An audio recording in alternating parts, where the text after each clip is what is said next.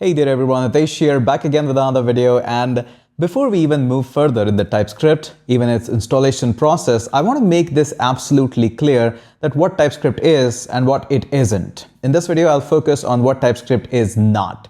And this will help you to understand TypeScript in a better way, and the perspective of the TypeScript is going to change. A lot of people believe that TypeScript is a new programming language, which honestly is not a 100% true statement. There is a little bit difference in understanding the TypeScript. So let's get our vision clear first, and then in the next video we'll move on the installation part and the environment setup so that we can start writing TypeScript. But before that, let's clear our perspective about what TypeScript is. In order to understand what TypeScript is, you need to understand is the simple statement what TypeScript does for you. The simple idea behind the TypeScript is static checking. That's the only job. And yes, that's the only one job that TypeScript has got for you. The static checking is something which is present in many languages, especially the languages such as Java or maybe even Golang. A lot of languages are built in with the static checking. And what does the static checking means? That whenever you're writing the code, the parser of the language or the entire syntax of the language is constantly being analyzed by the IDEs. But not in the case of JavaScript. Whatever you write is just okay for the JavaScript. And when the code executes in the browser or in the engine like node environment or anything, then only the errors of JavaScript are being thrown at your face. And at that time you just say, that's wrong, and you need to rerun the code itself. But it would be really a great help if there is a static checker which checks my code as I try to write it. For example, I'm trying to access an object which is not yet defined. If something can analyze my code and can give me a hint that that object doesn't exist in the object properties, then obviously it's much more easier for me. For example, when we are trying to add a few numbers and then one of the number is not a number, maybe a string, then if somebody helps me in giving me a squiggly line that hey, that is not going to work. So that is great for me. And again, the level of the detail that which one is going to stop you from doing something and not stop you, that's all about the static checking. So just to repeat, TypeScript is just for static checking. It just analyzes your code and help you to understand that you might be running into a potential error without even running the code and getting the errors at the runtime itself. That's all it does. So I hope you understand that. The whole job of the TypeScript is simply to analyze the code. That's it. That's all it does. Now, on top of that, I'll also walk you through with an example as well, that it just checks and gives you a hint about that, yeah, you might be doing something wrong.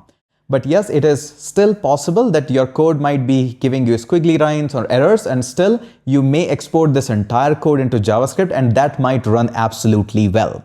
And I'll walk you through with a couple of more kind of a misheard concepts about TypeScript, that hey, with the TypeScript you write less code and it does build the JavaScript code for you, so that is way more code. In fact, reverse is the true. In the TypeScript you write a lot more code compared to JavaScript, and sometimes even I have seen 50 lines of code are being compiled into just 10 lines of JavaScript. Yes, but it is worth it. I'll walk you through with that as well. So first, how the development process works. You write all of your code in .ts format, which is a simple TypeScript.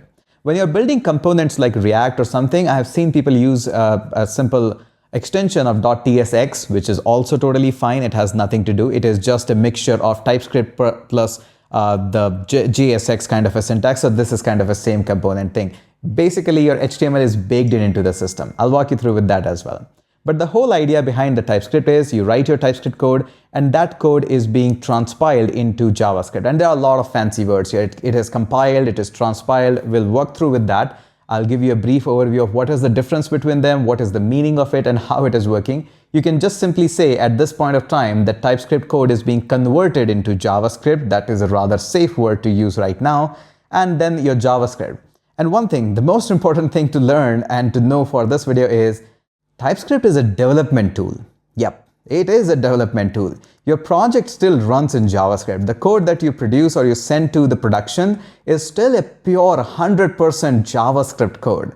So TypeScript is just a layer on top of JavaScript. As I told in the earlier video, it's a superset of JavaScript, but rather it would be accurate to say that it's a development tool. It helps you to write better code with less problems, with a more scalable and maintainable code that is easily understandable and the chances of producing the error is much more less. But it by no means that's a standalone language in itself.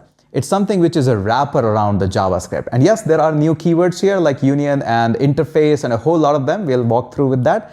But understand this very important thing, that it is honestly a development tool which helps you to write better code. This might be surprising for a lot of us, but this is how it works. Okay, giving you some examples on that. We'll be writing a ton of hands-off code. We'll be setting up our own environment as well, but I'll walk you through with those. So this is a TypeScript lang.org, a free code environment that is available to all of us. And we can see on the left-hand side, we run the TypeScript and there are a lot of versions of it. And on the right-hand side, it just produces a JavaScript code. For example, I can just go ahead and say, hey, I want to do a simple console.log, and I want to just say, I want to print my name or hello world. That's how it got started. And you can see that the JavaScript part that is coming out, it's exactly the same. In fact, let me just go ahead and declare a simple user. So let's just say we are going to call this one a simple user. This is an object, and in this object, there is a property, something like a name, which is going to be my name. And let's just say we also have another property, which is age, and let's just say age is 10, fictitious, of course. And you can see that this is exactly what is producing. Now, what TypeScript allows you to do, if let's just say I want to have a variable email, and that email comes from user.email.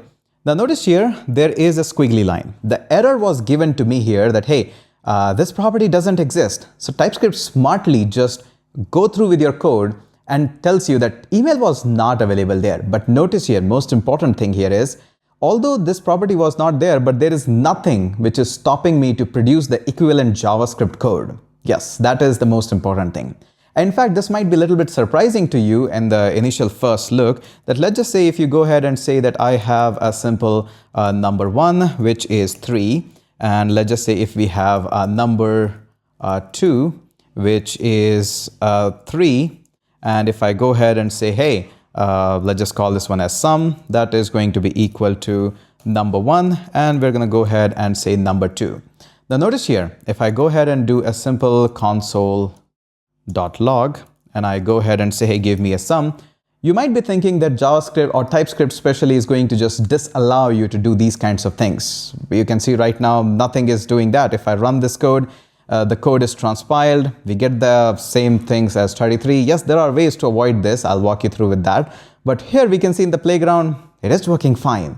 So it is very important to understand in depth about TypeScript, that what is allowed, what is not allowed, how we can enhance more of type safety in our JavaScript code. And that's exactly what we are going to learn in this video. So again, always remember, it's a development tool. Yes, there are a lot of keywords and everything that is new in this stuff, but it would be rather much more accurate to call it as a development tool instead of just a standalone language, because this language is too much dependent, in fact, entirely dependent on JavaScript. It's just a wrapper around it. So let's go ahead. In the next video, we'll be setting up an environment so that all of us can write some TypeScript on our own environment, and you can just set this up. Let's go ahead and catch up in next video.